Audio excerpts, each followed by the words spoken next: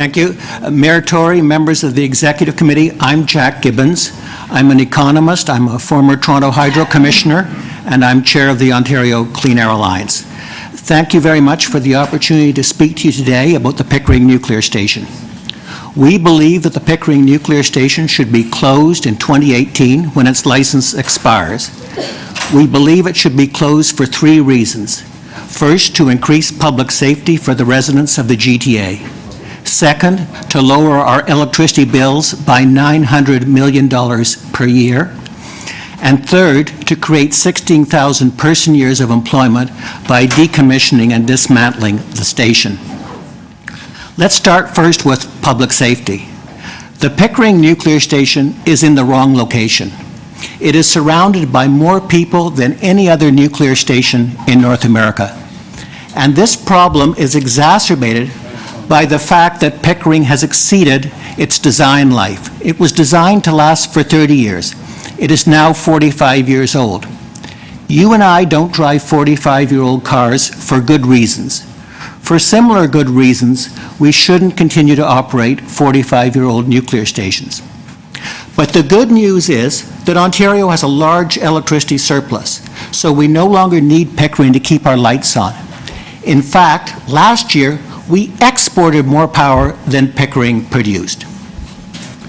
Closing Pickering will also reduce our electricity bills since it's a very high-cost source of electricity generation. According to Ontario Power Generation, its operating costs per kilowatt hour are higher than those of any other nuclear station in North America. Specifically, its fuel and operating costs per kilowatt hour are more than double Ontario's wholesale market price of electricity. Therefore, by closing Pickering, we can reduce our electricity costs by more than $900 million per year. Closing Pickering will also create jobs, since by closing it, we can create 16,000 person-years of employment by fully and completely decommissioning and dismantling it by 2030. Thank you very much for your attention. If you have any questions, I'll be pleased to answer them. 30 seconds early, Mr. Gibbons. Well done. Questions of this deputant? Councillor Shiner. So, if it's so simple, why isn't the province done it? Well, there's a lot of inertia. And not that I'm saying always right, but... Right. And I do recall a number of years ago where we had to turn down the power. I understand Toronto Hydro has all the systems to cut back your household air conditioning in the summertime as well when they have a shortage of power. So I can't understand how they're running excess capacity during the peak periods and can shut this down if the lines don't currently exist to come in from Quebec. Well, we do have existing transmission lines with Quebec that can bring in a lot of power, equivalent to about 90% of Pickering's output. But again, we've got this huge surplus, and as a result, we're exporting power, often at negative prices. We're paying the Americans to take it away. And as you say, Toronto Hydro's had great conservation. In peak periods? Because my understanding is that we're so short of power in Toronto that the peaking plant downtown on the waterfront is running an awful lot of time. Right, so we have to have enough capacity to be able to hit the peak periods. And exporting power in non-peak periods might be something we're doing. But if we don't have enough capacity in the peak periods without Pickering, and if we don't have the lines that are in place to deliver it now, how do you recommend they shut down the plant? Because we do have a lot of excess capacity.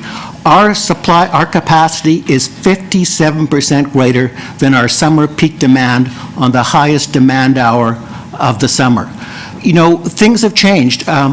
When we launched the coal phase-out campaign, we had a shortage of power. But the government has brought in a lot of new supply, and also demand has fallen. Peak demand has fallen by 17% since 2006. So the supply and demand situation has changed dramatically from what it was a decade ago. We now have more capacity than we need, and so we have this luxury that we can shut it down, lower our bills, and increase public safety. Thank you. Thanks, Councillor Shiner. Other questions of this deputant? Councillor Thompson? Yep. Thank you, Mr. Mayor. Through you to Mr. Gibbons. You talk about lowering the bills. Can you explain how that process works? Yes. So Pickering's fuel and operating costs are very high.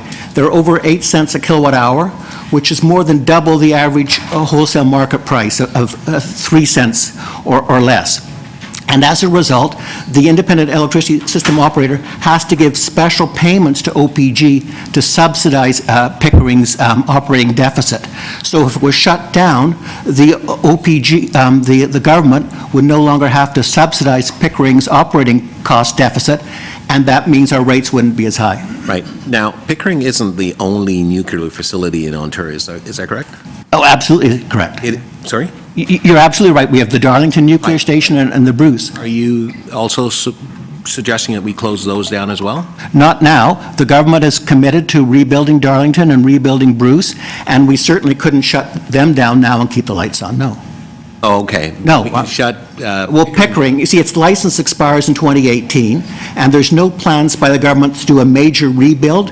The major rebuilds are for Darlington and Bruce. Those decisions have been made by the government, and now what is up for debate is should Pickering's license be extended beyond 2018? Right. And so would you be moving to ask the provincial government to rebuild Pickering? No, because we don't need it. We don't need it. And we think when we do need new supply, we believe there's much lower cost and safer options like water power imports from Quebec, energy efficiency, and cost-effective, that is procured competitively, green power made in Ontario. Okay, thank you. Thanks, Councillor Thompson. Did I see your, yeah, Councillor McMahon?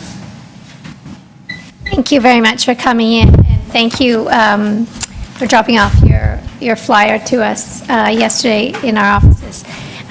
So you're saying that more people live around the Pickering nuclear station than any other nuclear station in North America? Right, 2.2 million people. So what will be the next highest amount of, the municipality with the next highest amount of people? Would be the Indian Point plant that's near New York City, and there's 1.1 million people within 30 kilometers of Indian Point. And Governor Cuomo is requesting that it be shut down. And why has he asked that it be shut down? For safety reasons. For safety? Yeah. Because he's concerned with 1 million people around it. Right. And are other municipalities decommissioning their plants, to your knowledge? Well, not in Ontario. I mean, it's Yeah. only Pickering's come to its end of its life, and we now have this issue about whether or not the license should be extended past 2018. So that's why you're here, because it's the shelf life, well, it's beyond the shelf life, but 2018 is kind of the deadline. Right. Decision. Their license expires in 2018, so a decision has to be made. And so you're saying that normally, like, this plant was built to last 30 years, but it's 45 years. How long, is that one of the oldest plants? Well, yeah, it's the fourth oldest nuclear power plant in North America, and the ones in North America that are older than it are only 1 or 2 years older. So it's a very old nuclear power plant.